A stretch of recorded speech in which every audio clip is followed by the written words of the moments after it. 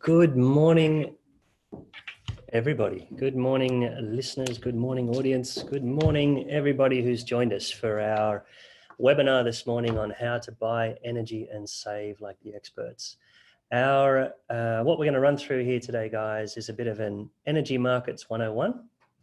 Okay, we're going to run through some of the concepts of the energy market, some of the risks, and fundamentally what we're going to look to leave you with when we finish today is the following. 3 tips to buy better, 2 traps to avoid, and 1 trick used by large businesses. Before we jump into that though, I'd like to take the chance to introduce myself and my colleague Amber sitting here beside me. So if I may. My name's Hanna. I'm the General Manager of Corporate Solutions here at Energy Action. I've been with the business 20 years. So when we were a humble little .com, I started here at Energy Action building our auction platform, which now supports a lot of our activity in the market and churns a fair portion of the market each year right around the country. I work now with our larger clients, helping them on some of the more complex solutions that they're pursuing to manage their risks and energy costs and their net zero position in our market. Thanks, Ed. My name's Amber Gillogly. I'm the General Manager of Operations at Energy Action. I've been with Energy Action for around 12 years, looking after all of the back office operations which power our platforms and systems, including our Energy Action auction platform, all of our tenders for small market, and also our energy metrics service and associated portal. Thank you, Amber.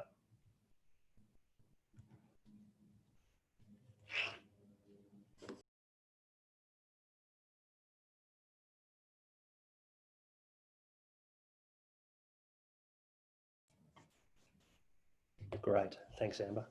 As soon as I work out how to use computers, we'll be right, we'll be on our way.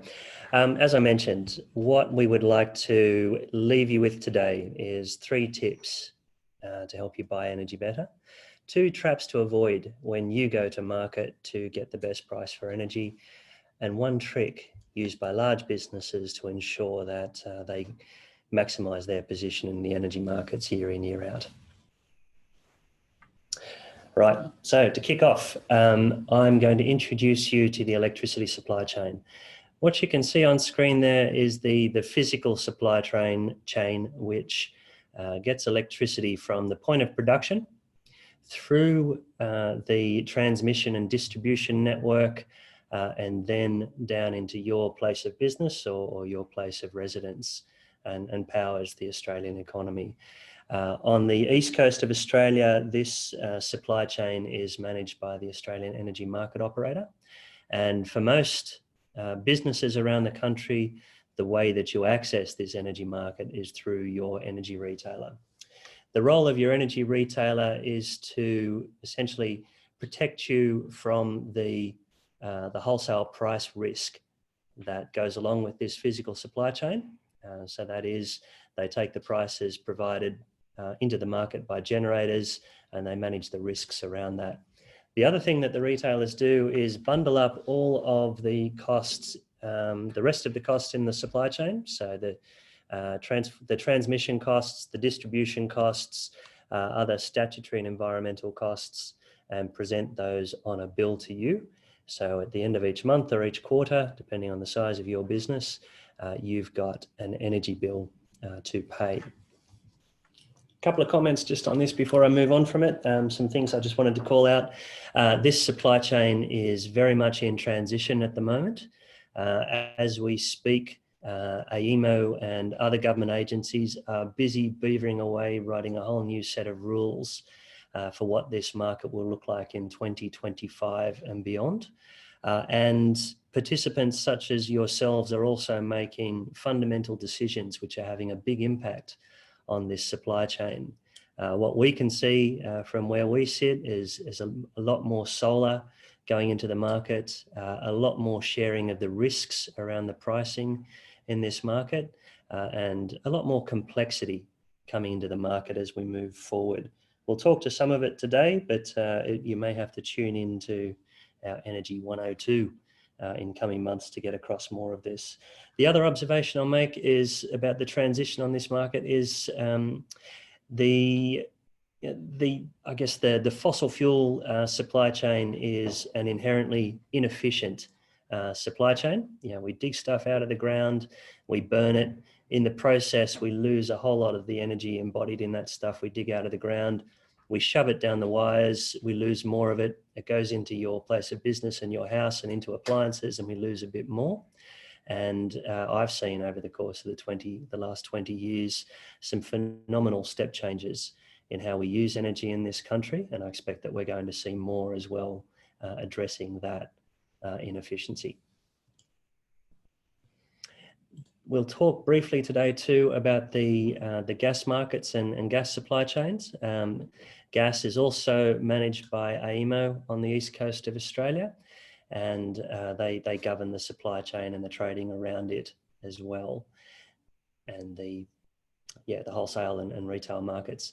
The gas supply chain is quite stable at the moment. There's a lot of noise in the media right now about what it might look like in 10 years' time when hydrogen becomes an accessible fuel to replace the methane the natural gas that we extract from the ground and we burn in our energy generation processes. So it will go and undergo some considerable change through the next decade as well. Additionally, we've seen in the gas energy market over the course of the last 6 years, probably, some pretty fundamental changes to the price and the risks associated with pricing in gas, which has made gas a very political issue in this country. There's some great opportunities for gas buyers right now. Tip one. I'm too early on the tips. Tip one, there's some great opportunity for gas buyers in the market right now, as we've seen in the wake of COVID and international demand for natural gas fall, prices in Australia fall, and new products emerge as well to balance some of the risks and costs.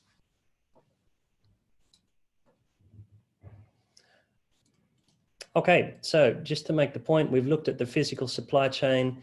Underneath that physical supply chain is a wholesale market, which the generators and retailers trade in. So just the way as you or experts in your business might trade currency or foreign exchange or even stocks and shares in your super portfolio, energy is traded. It's a very volatile commodity. The market rules allow it to trade between plus $10,400 a megawatt and minus $1,000 a megawatt.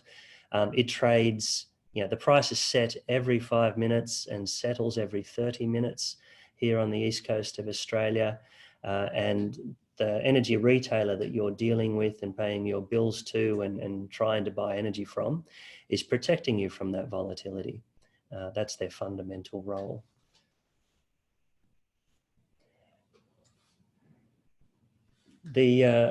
What we see, we track these markets very closely. We track the wholesale markets for energy.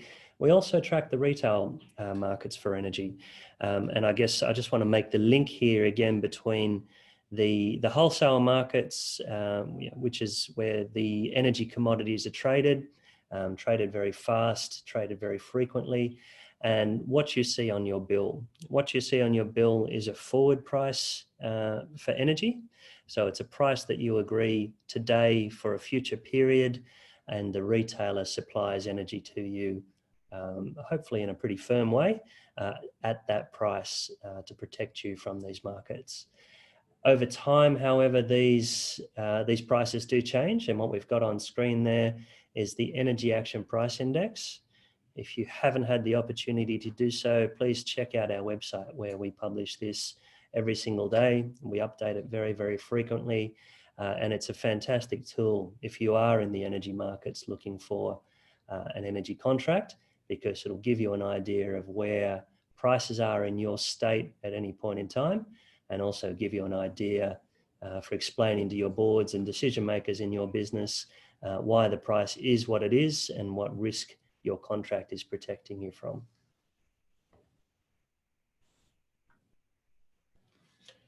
if I may, I'll throw to Amber. Thank you, Ed. So first things first on an Energy 101 is understanding which market your site or sites fall within. So a small market site is determined by consumption threshold, typically less than 100 meg per annum, which equates to a spend of about $25,000 per year. The bills are typically bundled, so you will see, say, 4 or 5 line items on your bill with a bundled cents per kilowatt hour cost and some fixed fees displayed. Gas also less than 10 TJs per year, slightly less than 35k per year for spend. And you may see for small market billing, rather than receiving a monthly bill, they may be received quarterly, and that would indicate that your meter type is why some are monthly and some are quarterly. If you are on a quarterly bill, it would determine that you are in the small market. How do we identify large market? A larger consumption threshold and spend, so greater than 25,000 per year, or greater than 35 for gas, you will have an unbundled bill. So when you receive your bill at home, you've got those 4 or 5 line items. If your bill looks similar for your place of work, you're on small market. Large market is identifiable by about 17 line items broken up to individual categories, which we'll take a look at now. So this is an example of a large market customer energy bill. It's made up of a few components. You've got your pass-through costs, which are your network costs and your market operator charges. So these are the pass-through costs from the market, which must be delivered to the end user. Your poles and wires, the cost of bringing energy through to your site as described by Ed. In terms of procurement, you're procuring for your contestable costs. That's your peak, off-peak and shoulder if you're in New South Wales. Retail energy charges, these are what you are seeking pricing for within your retail contract, along with your environmental certificate costs are also contestable. In addition, large market, you will note the metering charge, which is also a contestable cost on your bill. So if I may just jump in there, Amber, just 2 things. If we go back to our physical supply chain, we can see on that bill how the line item names align roughly to that physical supply chain. So we've obviously got the retailer charges on the top corner, and that's where we see that's where the generation costs are typically embodied, plus the retailer's own cost of serve and margin and so forth. On the right-hand side, we've got our loss factors, which are passed through from the network and transmission businesses, and then working down the network charges from the poles and wires businesses, the transmission and distribution businesses. Just looking at that bill, Amber, which portion is contracted? Your retail charges are contracted. That's the offer that you will see on your retail contract, that cents per kilowatt hour cost of 8.0056, 6.7748. That is what you'll see listed on your retail contract. Okay, fantastic. And there's great opportunities with your meter down at the bottom as well. Absolutely. To reduce costs, but also to maintain your autonomy in the market and control your destiny. Indeed, indeed. So what type of energy buyer are you? We've defined 2 types of buyers. We've got our passive buyers and our active buyers. Passive buyers, energy may be a bit of an afterthought. It's something that you need to secure a contract for. You may be contracting quite late in the cycle. You're not necessarily testing the market for the very best offer for you to achieve. You are at risk of going on default with your incumbent retailer if you don't procure or contract in time. We often see that these customers are on rolling contracts and they tend to not churn from their incumbent retailer. Similar to renewing your home insurance, you're not necessarily out there shopping for the best deal. As compared to your active buyer who is buying selectively, they are assessing their timing of going to market and what the current costs are. They often have a direct responsibility for procurement or energy procurement and management, and are a very selective progressive purchaser. Right, So just to pick up on some of those points there, between the passive and active buyers, I guess we've observed over many decades, there's different types of energy buyers. You know, not everybody needs to buy energy the same way. Not everybody wants to buy energy the same way. And we can generally fit energy buyers into a matrix, and that allows us to help advise our clients as to what's the best way for them to buy energy. You know, where's the risk reward return for them? So to the left side of this matrix, energy is a straightforward cost of doing business. You're interested in minimizing the price. You're interested in understanding the composition of the energy and the impact on your net zero strategy. But it's not a point of differentiation for you in the market. It's hygiene to maintain your energy costs down. As opposed to the far right of the matrix, where energy is a cost of goods sold and your access to the best energy price available determines your success globally or locally for the product that you're producing. We typically see it in when we're working with larger manufacturers, that energy is a really sensitive issue. It's really critical to the forward success of the business, and it's dealt with in a strategic manner. It's a C-suite decision and a sign-off that may even go to board. Back to the left side, depending on whether you're a low spend or a high spend customer for your energy, which is a cost of doing business. And I guess an example here, pubs and clubs, accommodation, commercial offices, energy is a cost of doing business. May be significant or not spend for you, and that will determine whether it's a straightforward tactical purchase and you just need a clean and reliable process, or whether it's a longer decision and more factors need to be considered, and you're looking for not just a good, clean process, but professional advice to ensure you get the cost and emission balance correct.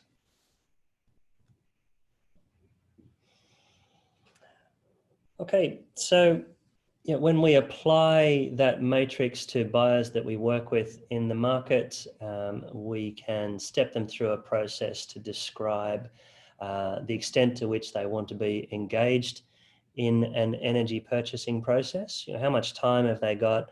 What risk controls have they got in their business? And what's the reward that they'll get for putting more time in versus the purchasing strategy they might want to take. At the very bottom left corner of the graph, we've got clients who are passive. They are content to essentially roll on contracts, and they're content with their existing retailer. Energy may be a relationship purchase, whereas as we move across move to the top right quadrant, we've got a lot of our buyers who are interested in purchasing a low risk and preferably low cost contract, fixed price. We manage them through a process. Then we move them through they may move through a cycle as well. A PPA may be attractive to them, and then we can move them into risk-based pricing that will give them a lot more control over their forward energy costs, but also requires a lot more decision-making through a contracting cycle, right up to supporting some of our clients to become market participants and react to those 5-minute and 30-minute price signals within their business and establish derivative positions around those. Okay, how do you buy your energy? All right. So this is, I guess, a fundamental thing that we want to step through with you today, that you've got options. Thanks, Ed. So what we're looking at here is understanding whether you are saving like an expert.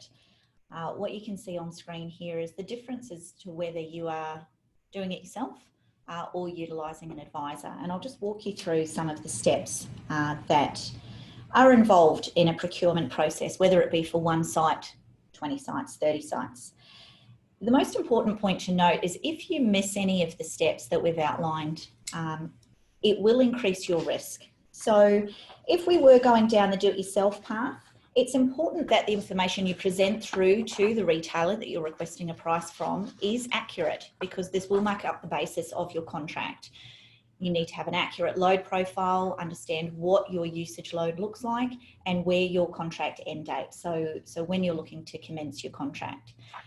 You must understand and determine any special requirements that you may be asking. Your finance team might prefer 30-day payment options. However, that risk would be built in by the retailer in terms of the pricing over and above a standard 14-day term.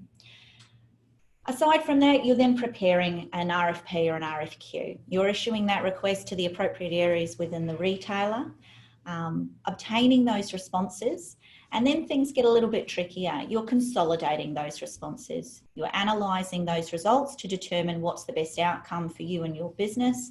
And where it's appropriate for you, you're doing that process again to get round to from the shortlisted retailers.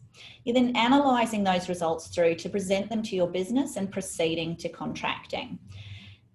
So based on those steps, it is a significant investment in time and effort, and you really need to have the confidence that your team are equipped with the tools because the decisions made through this procurement process certainly impact the overall savings and outcome that you can be looking at. Where you choose to engage an advisor, they will request a project order form or a request to proceed to market, the appropriate letters of authority, a bill copy example from you, or it can be sourced using the letter of authority, and they will do that heavy lifting for you to enable you to receive the presented results and take their expert recommendation towards executing that contract. So which one's better? I really wanted to share with you all today a real life example that one of our customers experienced, where they had gone directly to retailers to request a price. And the best price that they had achieved, you can see on the left, the direct retailer offer. Total cost came in, when we look just at their black energy rates, their peak and off-peak rates, that came in at $338,000. Where we took that exact same specification to market, to auction, we obtained through competitive tension from our retailer partners, we obtained a price of $272,000. So this particular customer experienced $65,000 worth of savings. So certainly a worthwhile approach in this example of going through an advisor. So if we may just... Sorry, I skipped one. Okay, back to you, Amber. Beg your pardon. Okay, so some of the key considerations that you need to take into account if you are choosing to manage your procurement event yourself. Your load profile does play a really big part in terms of your analysis of what is the right deal for you. Some businesses are very heavy in the peak, others are fairly flat load spread across the day, and that will impact whether you are achieving the savings you're looking for across the time of day that you really need those savings the most. So you may naturally focus in on the peak rate and make sure that's really sharp, but in reality, if your business is heavy in the shoulder load, that may not be the best deal for you. So understanding your load profile is really important. One of the biggest decisions is the duration of the contract. Particularly we notice with small businesses, they'll often go to market for 12 months every year. You need to understand the market and where the pricing is sitting, and sometimes the savings of going for a longer term can far outweigh what may be viewed as a convenience of a shorter term contract. So understanding the market and where the sweet spot of pricing is really important. The timing of when to go to market is another key consideration. Make sure that you're signing up when is the best time to buy, and certainly allowing enough time should you be churning from your incumbent retailer for those transfers to occur, that churn across to your new retailer. You need to be very keenly aware of any break fees and any impact that may have. If you're contemplating moving location or significantly changing the load that you have presented to the retailer, that can have an impact on penalties or fees that may be payable by you. So these are some of the key considerations that if you are going to complete a procurement event yourself, you really need to take into consideration to ensure that you're getting the best deal for you and your business. Great, thank you, Amber. The other point I'd just like to make there, as you're stepping through these key contract considerations or talking to your advisor about this, just bear in mind that this is all dynamic. You know, we had a look at the wholesale market. It's been traded in very short intervals. We looked at the forward retailer contract market, where we can see the price moving around in each state. Each time you're going to market, depending on where that price is, those contract considerations will have a different impact on the contract that you sign and the decision that you have to make. So work with your advisor and make sure you're looking at that holistically. Right, let's take a pause. We wanted to ask you the question of how you buy your energy, and we would just want to close this section out now by giving you 3 tips to buying better. Thanks, Ed. So summarising what we've covered so far, the first one is do your homework. You are entering into a contract with your retailer. Make sure that you've completed your due diligence. Your information you've presented to the retailer, which will form the basis of their pricing offer to you, is accurate. Your ABNs are correct. Your load is correct, and your term is something that you will be able to achieve that entire contract duration. Make sure that you know the best time to secure your contract. Leaving it to the last minute certainly isn't always the right approach. You may hit an unattractive time for pricing, and as mentioned, you may increase your risk of default pricing if your retailer does not have sufficient time to win the billing rights for your site. So please don't leave your run too late. You need to evaluate the purchasing approach and the risks associated. Are your staff procurement experts? Do they understand this complicated energy market and understand exactly what you're getting into? If you are uncertain on any of those aspects, it really is agreeable to use an advisor to make sure that someone has provided you that expert guidance through this procurement event. And look, I might just break from the script here for a moment, Amber. We've just had a question come into the Q&A panel, and please, everybody, feel free to jump in if there's something that you would like us to address. Ken, just making the point that energy produced in the day or generated in the day is now cheaper than energy generated in the evening, and asking the questions, when will retailers start offering lower prices in the peak? I don't have any data on this, but we were just sharing an anecdote just prior to jumping online for this webcast. I met with one of our smaller clients actually last week, a Victorian business, and I was just sharing, I was doing a follow-up post-procurement. We were talking through their net zero approach and what they need to achieve in the net zero for energy space. And we made the observation that they were buying energy at about 3.9 cents in the peak, so 3.9 cents in the daytime and 3.8 cents off peak. So it's getting really close. The other key point there is 3.9 cents per kilowatt hour. That's $39 a megawatt hour.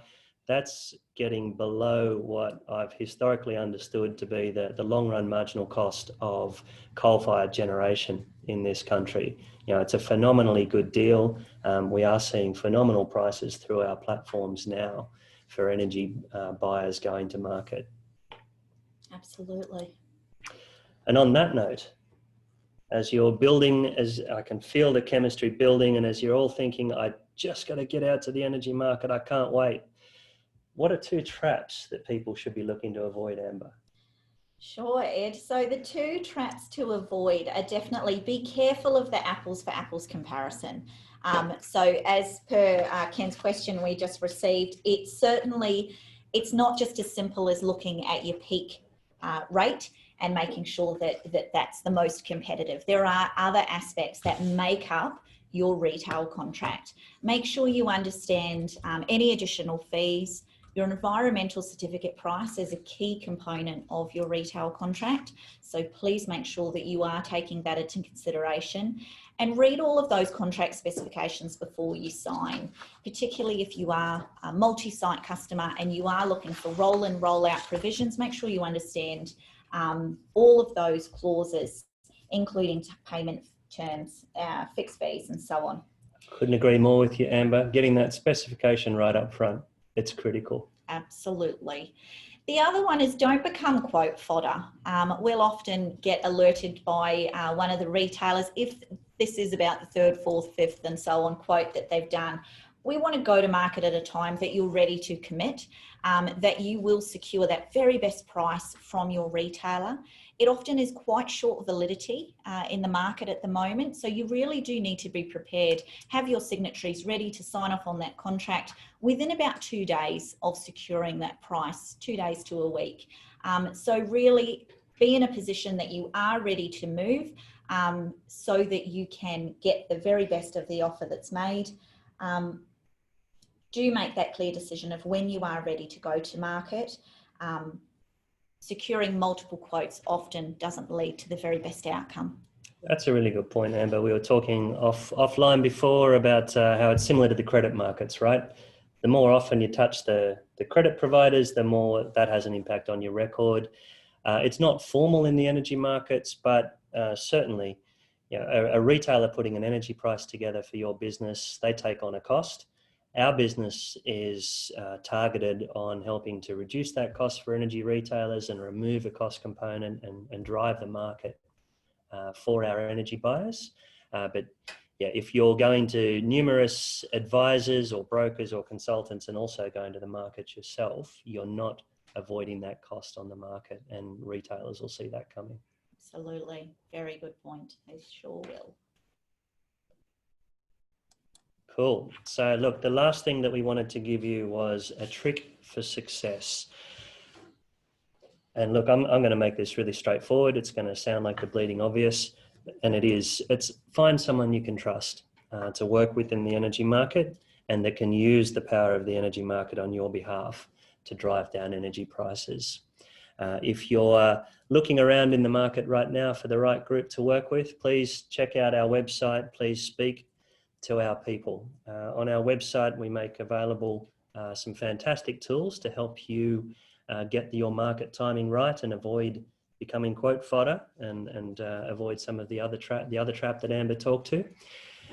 We've got a team of people, about 35 people right around the country, who are ready and willing and keen to work with you to help you make the right decision, to get the right contract, to find the right purchasing method, and balance the opportunities that exist in the market against the time investment and the cost investment that you'd like to make.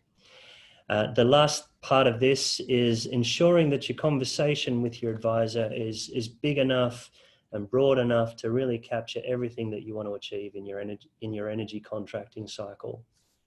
We're very firmly of the opinion that the success of a market depends on both sides of the market cooperating. You know, we need retailers that are honest and transparent and effective and willing to share risk and the benefits of the market. We need energy buyers too that are willing to test the market and push the retailers and use the power of the market. The energy market, ironically and historically, has relied on inertia. We're trying to overcome that inertia by making it easier for clients to churn, to transfer, to be portable in the market and really drive the best outcomes they possibly can for their business. But appreciate as you're going through that energy is more than just the price, more than just the cost, more than just your P&L these days. It's a risk issue. It's been talked about on the board tables around the country.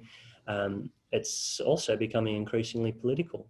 If you've picked up the papers today, it's all about gas prices and whether the federal government should be jumping in to build a gas-fired generator next year in 2021. It's also your energy decision has a big impact on your net zero strategy and the goals that you can set yourself. With really low electricity and gas prices, now's a good time to be talking to your advisor about what you can achieve to deliver on your net zero goals through your energy contract. So that's my last trick. Find somebody you can trust. Good trick. We're getting the wind-up signal from Andy. Okay. Thank you all very much for your time. Could we encourage you, if there's any questions, please feel free to throw them into the Q&A panel or into the chat as well. We've got an eye on both.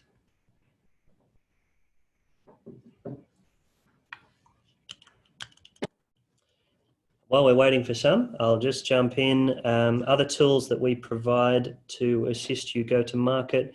We are running an auction blitz right now. Check out our website, check out our emails. It expires your chance to be part of this auction blitz, which is really about using the power of the market and joining with a whole lot of energy buyers to get the attention of the market and drive down price. It expires on 30 September. So please have a think about whether you can consider that. And if you're a smaller energy user, and you're getting bundled bills, as Amber described earlier, then we have a bill buster campaign, which we're running at the moment. Likewise, just trying to leverage the power of our energy buying community to deliver great cost outcomes to small users. And that closes on the 20th of October.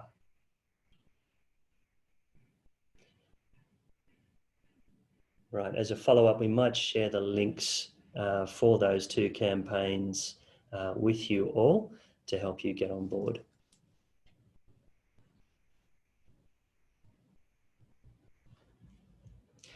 Great, a question from Damien. This could be a plan. How would someone go about using your services to test the market and see if you can beat our current price? I might throw that to you, Amber. It's your auction process. Certainly. So the example that I showed you earlier was exactly that process. A customer had obtained a price directly from a retailer and said to us, can you do any better? And by platforming that specification for that customer on our auction platform, it drove that competitive tension through multiple retailers bidding multiple times in lower increments to try and win your business. So we love testing the market. It is absolutely what we do every single day, and we would certainly accept the challenge of seeing that we can beat any offer that you may have received directly from a retailer through that process. Great. Another question here from Ken. What are the costs involved for energy buyers who may want to use our auction service, Amber? Sure. So you're welcome to engage with us to go through what the costs are associated. It is a commission-based auction, which means that we will provide you through a project order form that will outline what the agreement is in terms of a trailing commission on that. Or we can certainly do it as a fixed price auction for you where we can arrange a fee for service as well. So a big distinction there. The commission is fundamentally paid by the successful supplier. It certainly is. And embodied in that price of energy, no additional charges there. We declare our commissions. We're very upfront about that. Versus, if that model doesn't suit your business, then we can negotiate a fee for service with you. Absolutely. Okay. Great. I did see another question come in, I thought from a guy named Vic, but I've lost it. Here we go. What tools does Energy Action have available that a customer can use in managing their energy use, Amber? Certainly. We're really proud of our client portal. This enables customers to view all of their usage, all of their bills, track their consumption towards their net zero targets using our client portal. It is a portal that we don't care which retailer you're with, whether it's small market, large market, we want to give you that entire portfolio view. If you're multi-state, spread across 3 or 4 different retailers, it is a single source of truth that you can view all of that information, along with some additional services provided by our metrics team. First and foremost, to validate your bill to ensure that your retailer is billing you correctly, not only for your contracted charges, your environmental costs, but also your network, your consumption, and so on. Yeah, just jumping on that, Amber, we talked a little bit about portability and the the health of a market being measured by how people churn and extract great prices and good value out of that market. One thing that I think is really critical that our portal and our services offer our customers is continuity. Yes. So it's a data platform that you can contract with us to provide for the length of your energy contract or beyond. And we love working with customers over long term so that we can ensure that as they transition in the market, they've got that continuity of data and they can use that in their energy decision making. Just to jump on that too, there's the portal. It's supported by a managed service as Amber described, which is our people who do the analytics on your energy bill and your energy spend and look for opportunities to help you reduce costs and manage cases through to your retailer as well to resolve issues. It's also supported by insights that our people are drawing out on how we can help you use less energy and how we can drive down the cost of energy that way. Well, the questions are coming thick and fast. Here's one from Rosemary. If a contract expires in December, when should the negotiation of a new deal commence? 3 months prior, more, less? Really depends on the market conditions, Rosemary. Certainly at least 3 months prior, but now is a great time to go. If you're expiring in December, we saw on the EP, which is accessible via our website, our Energy Action Price Index, that's a live pulse of the prices that we are seeing flowing through our auction platform. That is the offers that are coming through from the retailers. So that's showing us that now is a great time to go. So certainly, Rosemary, I would jump on to contracting anytime now. That's right. And look, the other message there, don't leave it too late. No. Certainly as we head to high summer, and we're in a bit of uncharted territory this year, given how many people we expect to still be working from home with their air conditioning running flat out. We do expect a bit of price volatility. So yeah, our advice, Rosemary and everybody else, would be the sooner the better. You know, use this mild period right now when the energy wholesale prices are pretty stable to get out to market. Okay. Right, Ken, again, another question. Do we have a pure LGC auction service? Very topical question, Ken. Thanks for asking. We do have a service that we offer through to our clients to help them buy LGCs, and we do that to support their mandatory obligation for LGCs, which is passed through to their energy bills and becomes a cost for them. We also are using it more and more to help our customers manage their own net zero goals. So we think it's a really effective tool for getting a certified green energy position, is to buy LGCs, large-scale generation certificates produced by solar and other renewable energy types, to help you manage that position over time. And we've got a team of people that run that. Oh, wow, now we're getting the wind-up sign for real through from our trusty assistant here, the very lovely Andy. Thank you, guys. We might have to draw a line under it and let you all get on with your days. Thank you, Amber. Thank you, Ed. Thank you, everyone, for joining us today. Great. Please feel free to reach out through our people. We'll come straight back after this webinar today with a couple of useful links, the Auction Blitz and the Bill Buster and our EP as well. But please feel free to reach out to Energy Action. We'd love to help you through the next energy cycle.